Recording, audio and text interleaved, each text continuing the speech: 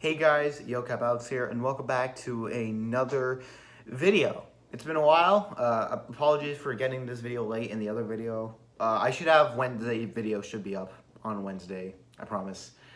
Uh, and today we're gonna be talking about a topic that's taking its rounds, and I want to give my own opinion on it. Now, for those who don't know, now with the discovery of Hull, the fact that any Nintendo Switch can be hacked, and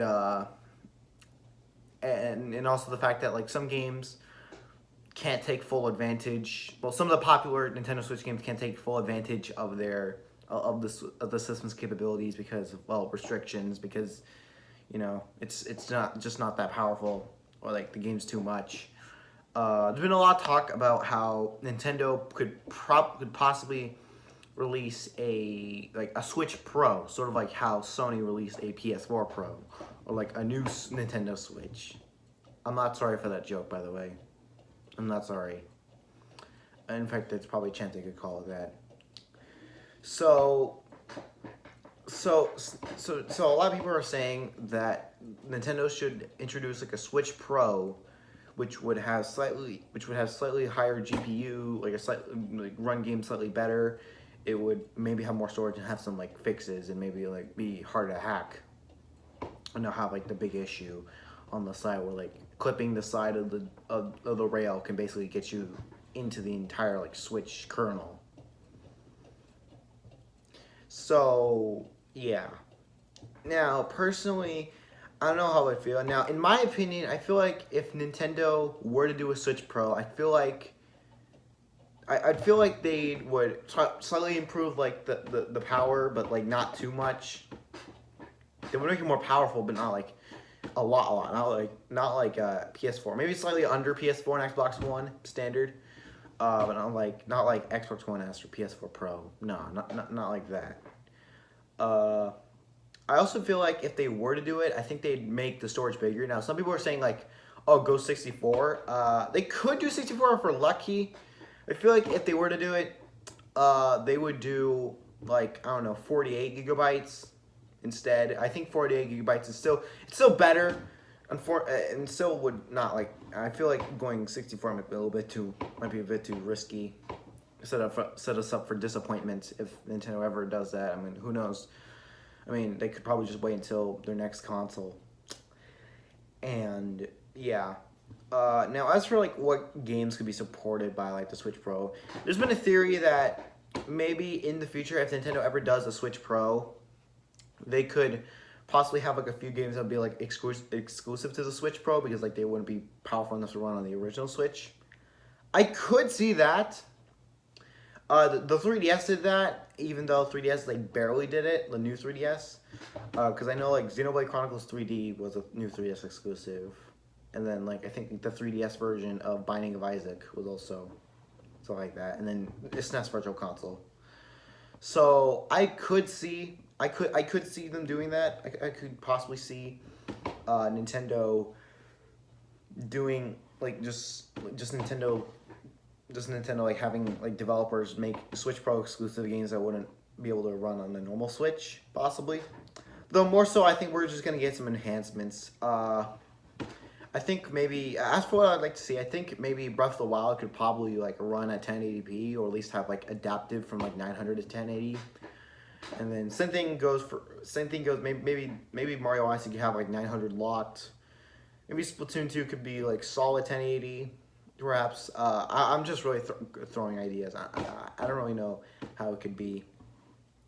As for other stuff, some people are saying that if they ever introduce a Switch Pro, they should include Bluetooth headphone support. The thing is, I'm pretty sure Nintendo can add Bluetooth headphone support on the normal Switch in a future patch update, because the Switch already has built-in Bluetooth, because that's how it connects to the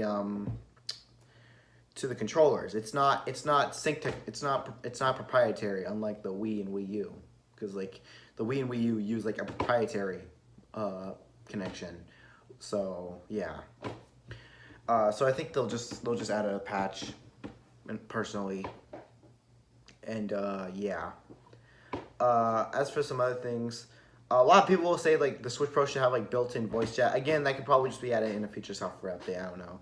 And also, in case you're wondering, the reason why Nintendo is doing like the online voice chat, is because, well, there's no way to like just have like one set like perfect size fits all. I mean, like if you like, let's say, oh, if they put the headphone jack and if you put like the microphone port on the Switch dock, then they're gonna need an extension cable if they want to do it on TV mode, or even tabletop for that matter. But then like if you put it on one Joy-Con, only one Joy-Con, then what if they're not using that Joy-Con in like a single player game, in like a multiplayer game? They're using the single Joy-Con. And then, but if you put both Joy-Cons, then it'd probably be confusing on which one would work for theirs. So I think they just like said, screw that, we're not doing that. We're just gonna do the online thing. And besides, I don't really know why people like moan about the whole Switch Online thing. Everybody has a phone at this point. If you don't have a phone, then what's wrong with you? So really, yeah. So here's the thing: will the Nintendo Switch need a Switch Pro or something like that? It's like we don't really know how long the Switch is gonna last. Nintendo recently said that they want it to last for at least 7 years.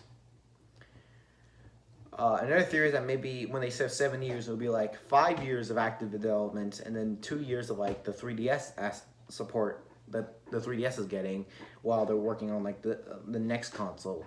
Because, yeah.